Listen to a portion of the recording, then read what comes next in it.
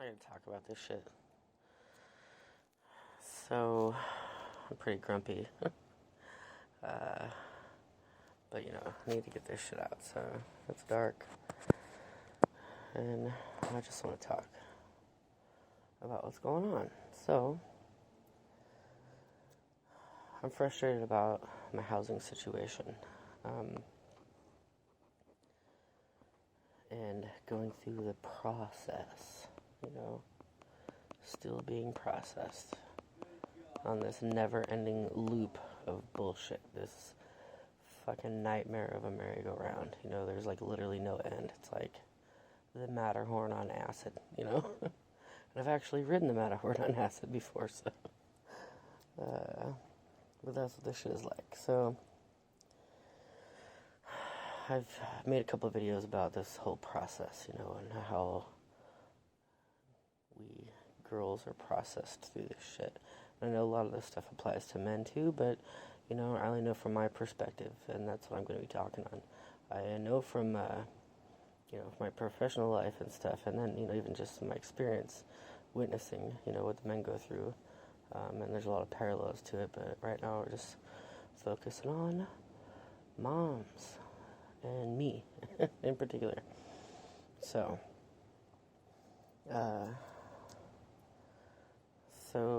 I guess it was about like 3 years ago now, right? Where, I kind of I said enough is enough and was going to try to,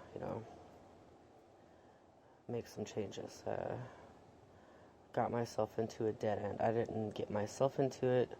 My community and the culture, the existing culture kind of, cornered me into this bullshit. Because that's what happens when you snitch about domestic violence and you ruin a man's reputation, Especially a man with some power and some clout, and, we've covered that already. So, after my job and my business failed and all that, and I was losing my house and stuff, I was applying for jobs. When I still had my mental health was, I'd kind of recovered from my initial bullshit. I'd recovered from the divorce. He and I were friends. I was branching out, networking, being a normal person again. So, and I was feeling pretty confident, kind of back to myself again.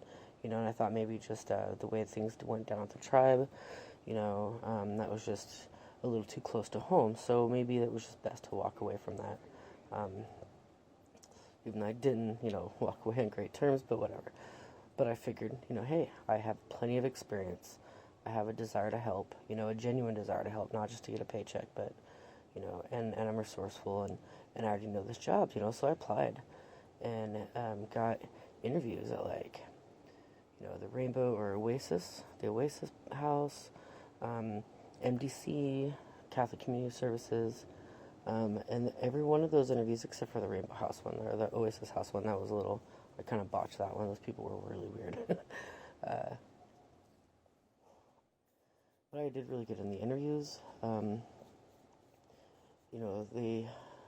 Both places actually seemed really excited to, work with me, and then,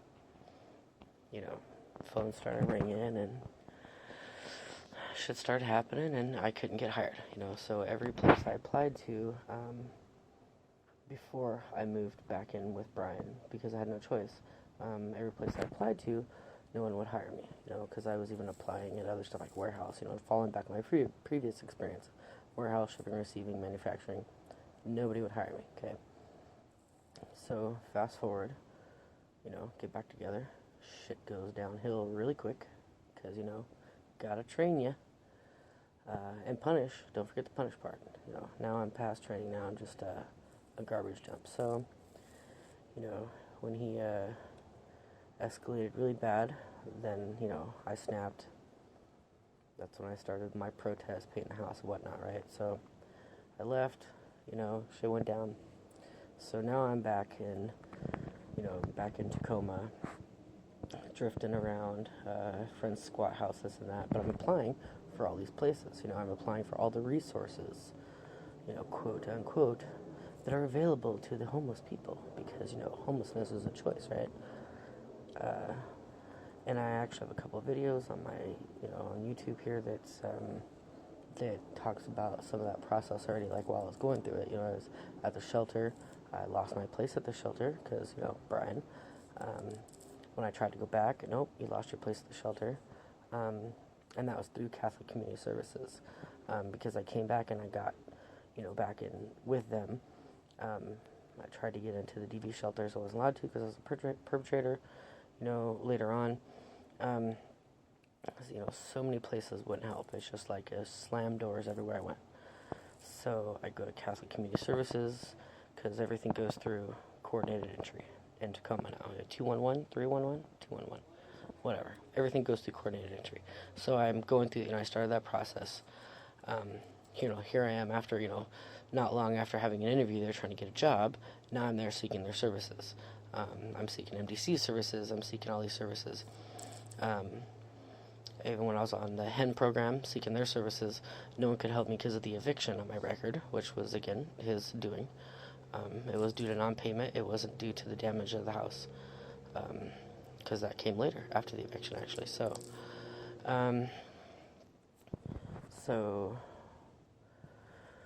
we'll just stick with Catholic Community Services. So I'm dealing with them. I'm using their facilities, their day-use facilities, pretty regularly. You can go in and wash your clothes, take a shower. There's a full kitchen, tables, computers, things like that.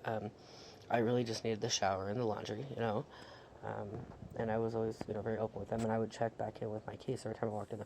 Oh no, nothing's opened up.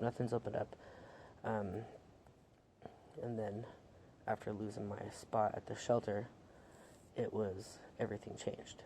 Then they got real weird with me and real hostile, and, well, when are you going to bring your kids here? I'm like, okay, well, my kids are at school during the day, and you're only open from like 8 to 3 or 4, and they're in school, so I can't really take them out of school and bring them in here just to show you that I have them, I've given you my paperwork, blah, blah, blah.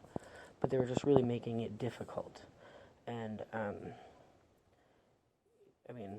I don't care. They're fucking with me, because that's just how it goes, So, but I kept checking up with it, and then, but it was just a dead end. Nothing.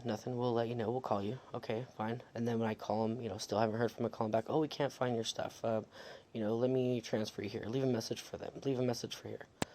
Then Brian took my phone. Then, I went to jail, and then he took my other phone, my Obama phone. It's like just one shit after another, right?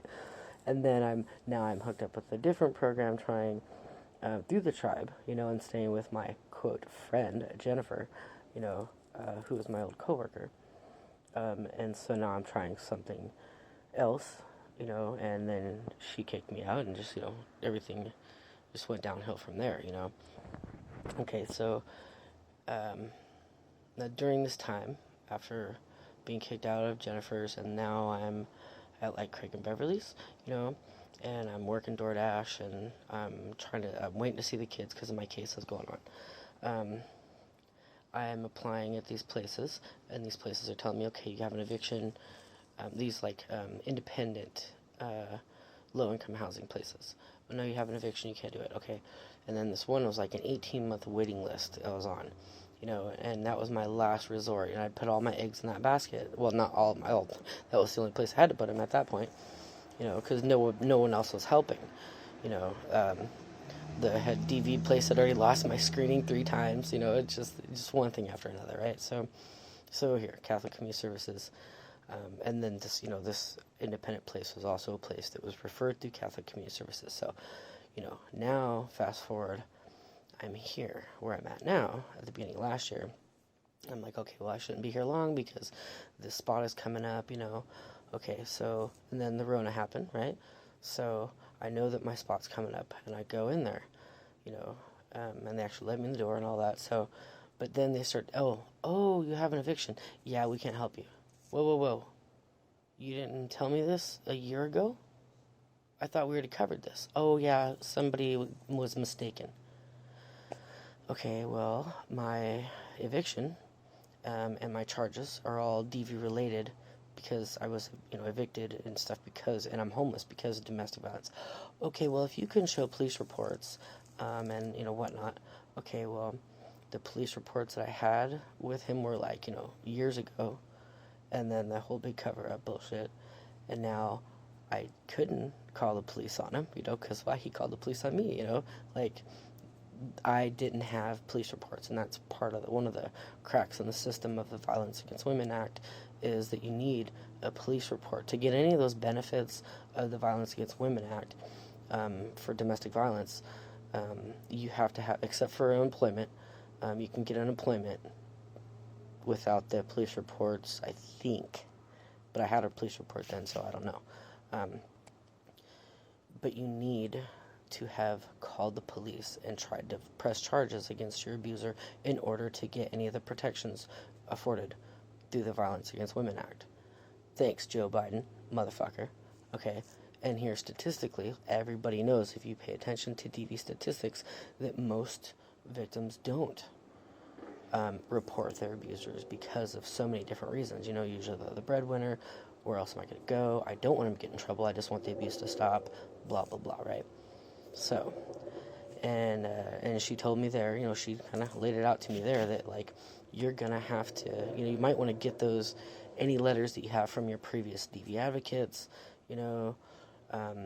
any of the police reports from way back in the day. You might want to collect those things because you're going to need those if you ever try to, use this benefit, which is not a fucking benefit, okay? But basically it was a dead end, so I couldn't get into that place. Even though, we're going to back up here, I'm going to incriminate myself, but I don't even give a fuck anymore. What are you going to do? Take my birthday? At the exact same apartment complex that I was trying to get in, downtown Tacoma there, that last one, just a few months earlier, I had given a friend a ride, give me a ride, can you give my friends a ride down? Yeah, sure, I can give them a ride downtown. Well, they were going to that building to buy, like, 3 different kinds of dope, So, no problem going in there and buying dope, but don't you dare have an eviction on your record and, domestic violence charges against you, even though you're a victim defendant. But, whatever. Thanks, Victoria Woodwards, Mayor of the fucking Year. Okay, so, I'm going to fast forward a little bit more. So now, I've lost my job at DoorDash because of the convictions. During the pandemic even, which was great. And now I'm just here spinning my wheels and, like, really up against a dead end, like a brick wall, because there is nothing left. There are no more services and resources out there. And especially now, I mean, it's been getting progressively worse for, for sure 2 solid years, but at least 3 or 4. But for sure, the last 2 years, there's been a huge influx of, like, homeless on the street, just lining the streets of my city, in Tacoma. So the demand is high. Okay, so I go, and I'm on probation, and I'm keeping up with all my stuff to the best of my ability. Trying to keep my mental health in check, taking care of myself and whatnot, taking care of my kids. Trying not to become the monster that this motherfucker wants me to be. So, but all this other shit's going on at the same time. But, trauma after trauma after trauma. We'll spare you those details for the moment. But I go into my probation, my probation appointment, and he, I tell him what's going on, because it's getting squirrely, and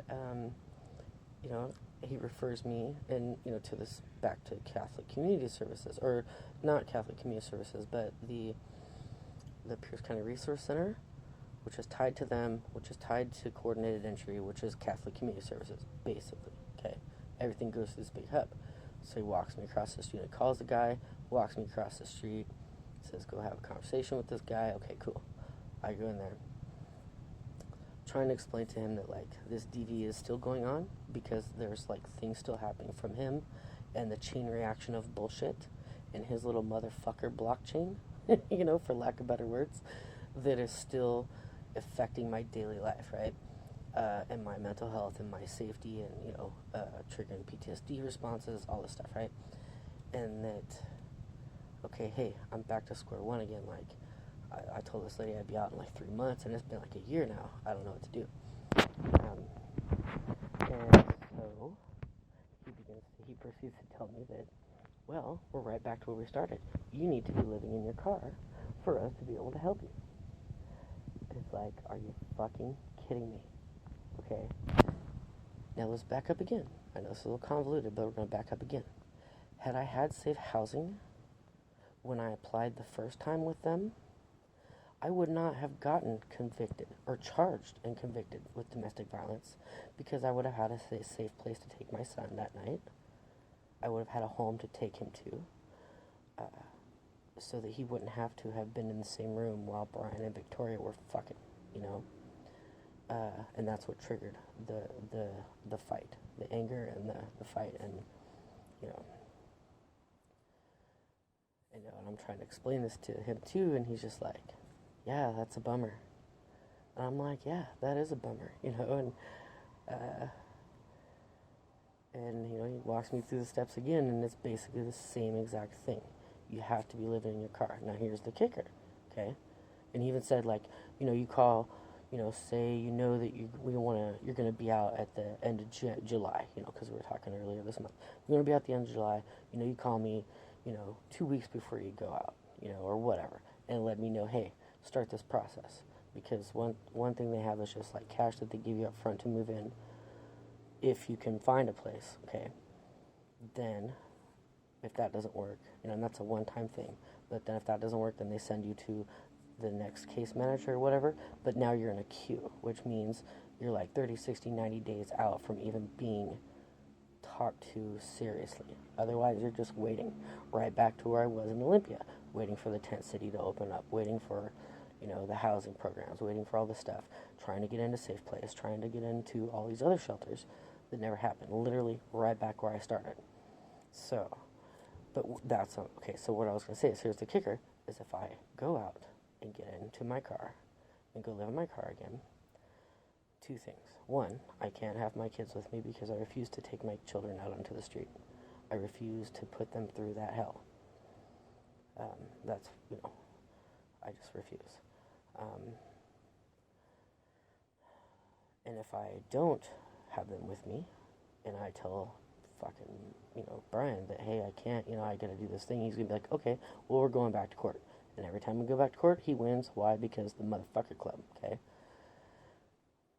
So, if I go on the streets, I lose my kids.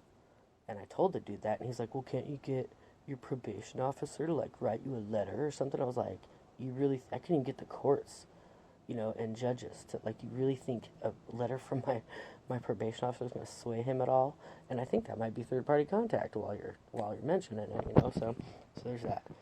Two, if I go back into my car, there goes all the progress I made on my mental health. There it goes, right out the broken window of my fucking car, you know, like, and I haven't really made that. I made quite a bit, but in the grand scheme of things, to the rest of you normies, I haven't made that much progress. You know, I always joke about, like, my PTSD is so severe that I'm about 2 traumas and 4 push notifications away from being a full-blown paranoid schizophrenic, you know. But the motherfucker club do that to you. And I know there's a lot of boys out there that understand exactly what I'm saying, okay? But we're talking about it from my perspective, my view. You know, we're in her shoes right now. Well, her shoes, trying to maintain a relationship, you know, and a connection with your children. It's already hard enough. But now, try to do it in your car. It's just, you know, fighting against the, you know, king motherfucker himself. Like, this is just insane. So it's like, it's literally right back where we started. And it is making me so angry. Like, so angry that I've gone to them in so many different ways and asked for their help in so many different ways, just to always be put right back in the same spot. Well, you need to go out on the street and learn some more. Learn your lesson. Learn to comply. And it's like, I don't know how much more I could possibly comply. Because here's the thing with this fucking pattern of violence, and this is violence. This is domestic violence. I don't care what you say. I will make a whole nother fucking video about that if you want, but that's what this is. That's the problem with that thing, is you think that if you just comply and submit and go along, that it'll be over. But it's never over. Because now you know. You know, now it's never going to be over until you are reek off of Game of Thrones, man. Like, castration, the whole 9 yards. Like, might as well fucking pull out your teeth and cut off your arms and your legs, like, and that's what this system do, Again, I always go back to, well, maybe I could accept this as my fate and my punishment if I was a motherfucker, if I was a thief and a bastard and a bad mother and a lying whore or, a dope fiend, or even though that's not right, but still, like, hey, if I was any of these things, if I had betrayed him in some way or betrayed my family, my friends, then yeah, I could see, okay, this is what you get. But I didn't do any of that. And that's like literally part of the problem, is that I didn't. And that I refused to fuck over another innocent person. And then even when I tried to like confront the not innocent, they were more powerful than me and they had more pull and their army was bigger and, shoved me right back into the corner. So anyway, really mad about that. And I think that, it might be informative for somebody, to know that, like, this is the track that you're gonna be on if you keep fucking with these fuckboys and you don't nip that shit in the bud right up front, and don't fall for the little fucking secret languages and their little fucking tips and tricks and all this shit because, oh no, we'll protect, we'll keep you safe. No, they won't. No, he won't. And your friends won't, your family won't. No, until you're dead. Because sometimes you're just a human battery, and that's just what it is. And that's, they say it is what it is, right? Well, here's me trying to change this shit, but it ain't changing, and I'm still in the middle of it, and it's driving me insane. But that's what you get for marrying a cop, so. Moral of the story, kids. Don't marry a cop. Especially not a fucking Fed, dude. Ooh. Anyway, thanks for listening.